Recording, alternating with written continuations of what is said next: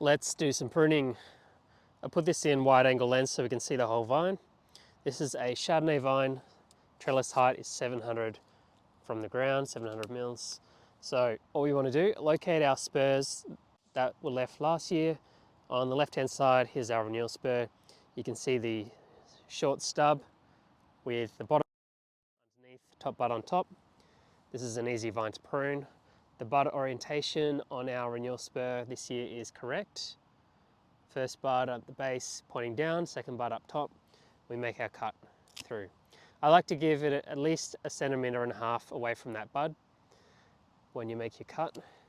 And then we're going to take our fruiting cane from the top of the spur. So we're going to count out our buds. We're going to ignore this bud here because it's borderline bud 0. So go 1, 2, 3, 4, 5, 6, 7, 8, 9, 10. I'm going to cut through the 11th. And I'm going to cut through the bud, leaving a stub of wood so that our twist tie can stay secured. Then we want to clean up the laterals and the tendrils off our new cane.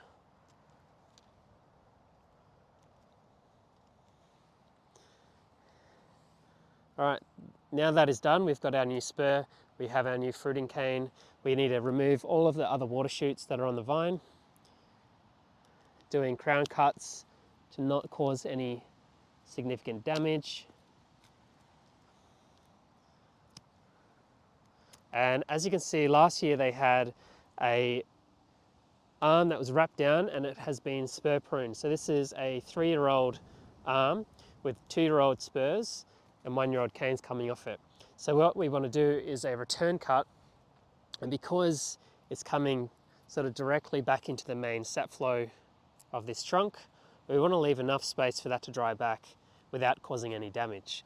So we'll come up here.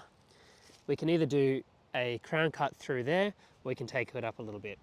Because there's enough space, probably about 5 centimeters going back, I'm going to do a crown cut right in there. That way it cleans out that section. So that's going to dry back and then into there, and next year we should be able to take that stub out. When you're cutting off this, just make sure you try and cut it in at least 3 places. That's just going to make it a lot easier for you when you're pulling the canes out.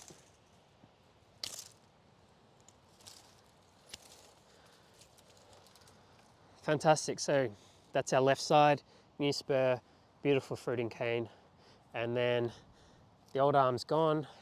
We'll take off any dry wood that's still left, just cleaning out little stubs.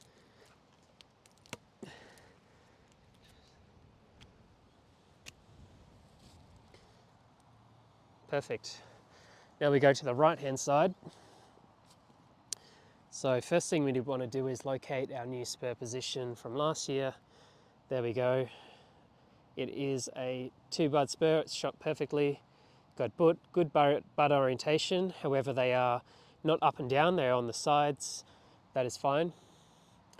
And then a beautiful fruiting cane at the back. So what we want to do is first secure our spur for this year.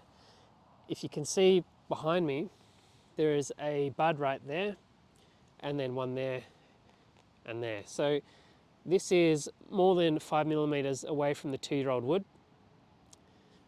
and it is swollen and it has a good leaf blade mark underneath. So that is actually bud 1 on the back.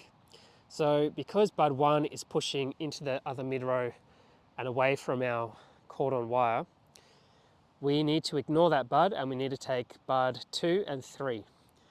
So cutting there, so bud 2 is going to push back towards the cordon wire, and then bud 3, which will be our new fruiting cane next year, should grow up nice and straight and will be easy to wrap down. So then what we do is find our fruiting cane. This one is perfect from our renewal spur. Count out our buds, 1, 2, 3, 4, 5, 6, 7, 8, 9, 10, and then we're going to cut through bud 11.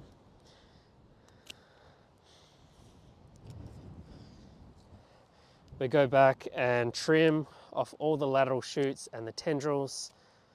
I like to say tags, and you cut all the tags off.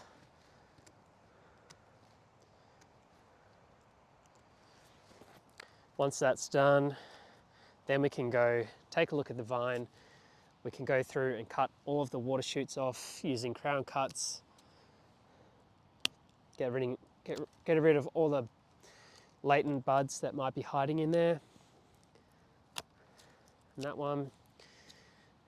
And then any dead wood as well. Can get rid of that. And then we just have this arm from last year, so that is a 2-year-old cane now that's wrapped down, 1-year-old canes on it. Comes back into 3-year-old wood here, and then 4-year-old wood there, and then back into the main sap flow. So what we need to do is remove this in stages. Now, if we cut it there, that should take off all of our latent buds, but because we've got enough room back here for the sap to dry back correctly, we can take a crown cut between the wood from year 3 and 4, and we'll still have enough room for the dry back to occur. So the wood of year 3 is probably 2 or 1.5, 2 centimeters in diameter, so we need at least 3 times that. So we're looking at 6 centimeters of dry back. So what we're going to do, we'll have enough wood right there. We can do a crown cut on the side to remove any latent buds, and you can still see the pith, so I haven't gone too deep, and that will dry back this year into there, and then next year we should be able to take that stub off. So that is your finished vine. This stub here is quite thick. I think it's a bit too thick for me to cut with my secateurs, and if I was to cut it, I would probably cause a bit too much dry back into this section. So a smaller cut up here would be the go if I had a loppers with me, but given how thick it is, I'd probably also want to be painting it with some sort of fungicide paint, such as green seal. But the last thing to do is just check the other side, because often you can miss things that you can't see, and just check on the ground for any water shoots. And that is our vine.